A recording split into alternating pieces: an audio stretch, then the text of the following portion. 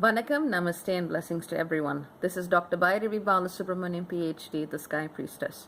I'm going to keep this video a little extra short as I'm in the middle of reorganizing my house. But effectively, within the next 7 hours, we're going to be seeing Chiron conjunct Vesta at 2 degrees Aries. Chiron reflects our capacity to understand the wound as a part of our healing journey. Vesta represents our contracts, our parts of service which in excess may become parts of servitude, places in which we either invest too much or too little of our energy, depending on how we're navigating that particular aspect of karma. When Chiron and Vesta come together as they are now, this is an opportunity for us to really look at which parts of devotion and idealization we have chosen to follow, especially as they relate to the ways in which we understand what getting wounded is all about and how finding healing through that wound comes about. So in a negative sense, Chiron conjunct Vesta can actually see some of us reverting to or agreeing to parts of service that ultimately become parts of bondage and servitude, ones which actually require us to get more and more and more vulnerable, but not in a positive way, in a way that keeps pushing us to get more and more and more hurt so we can learn how to heal others and in that way be of service. In a negative sense, this conjunction can also be manifested. But in a positive sense, and I use negative and positive here quite deliberately, whilst moral relativism is a thing, I would ideally prefer people to not choose paths that are going to break themselves if there are other alternatives. So in a positive sense, or shall we say in a more desirable sense, there are ways where we can become aware of just what Chiron and Vesta are trying to teach us as individuals and what that means for the collective. And that is a simple recognition that we do have a very complex relationship to cycles of wounding, trauma, abuse, victimization, and vulnerability. No one who is present now is free from playing a role in such cycles. We recognize that participation in such cycles can be deeply revealing and deeply educational, but they are not required. After a certain point, when you have begun to really take stock of your own energy, to become much more aware of what you bring to the table, you don't need to participate in these same cycles again. And as for Vesta, instead of erasing the self in the name of service, we actually begin to learn how to fill ourselves in a way that is more aligned with a sense of sovereignty and co-creative capacity with the universe. Rather than erasing the self as a path of service, we learn how to embody the self much, much, much more and in a deeper way than before. So we are becoming facilitators, healers, and people who can actually recognize that the wound is not something to fear, but at the same time, it is not something to valorize and idolize either. We have a complex relationship with all of this, especially as humanity is a very, very complex thing. But ultimately, rather than fixing ourselves into particular roles, we, especially with Chiron and Vesta together in Aries, simply acknowledge that these functions, that these aspects of service, healing, wounding, and vulnerability are expressions of a far deeper self.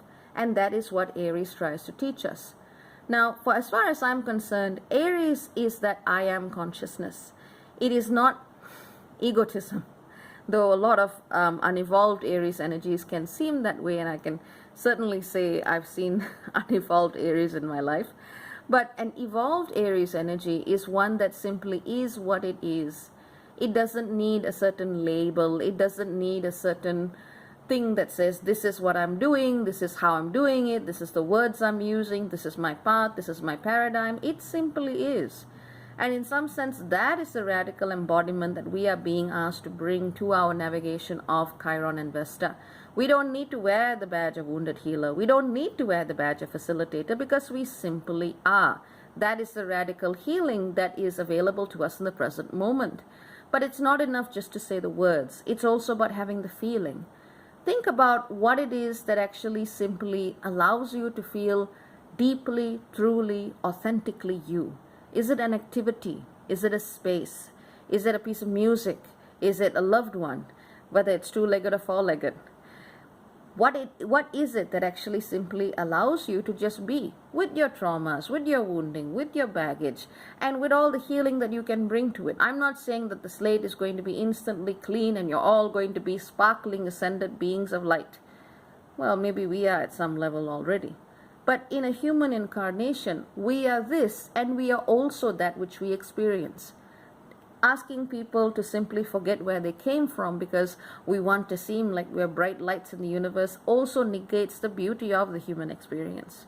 Simply be. That is enough. That is truly more than enough. Now, if I had to put a word to it, for me, the Aries energy is most prominent when we are in love. And I'm not talking about necessarily romantic love or anything like that, but when we can simply exist on that frequency of love that is expansive, all-encompassing, and simply just allows you to be what you are.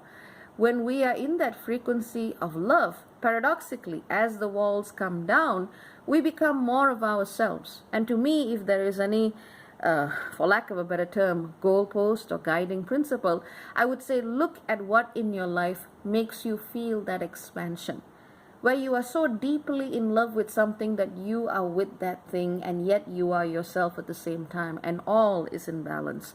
And that's not an easy thing to find, especially when you may feel that your sense of self is somehow compromised, or it's hard just to be you. Well, I've walked that path, and I can tell you that it is a real pain in the ass when you just feel like you can't be allowed to be yourself. And yet, somewhere, somehow, at some point in time, there has bound to be something that just makes you expand so far, so deeply, so wide that your boundaries dissolve, and at the same time you just somehow solidify. That's the best way that I can put it.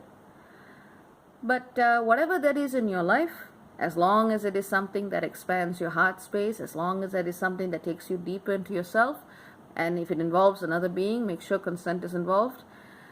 Yeah, do it. As long as you don't harm yourself, as long as you don't harm anything else, that's the way to go right now. Leave the labels be.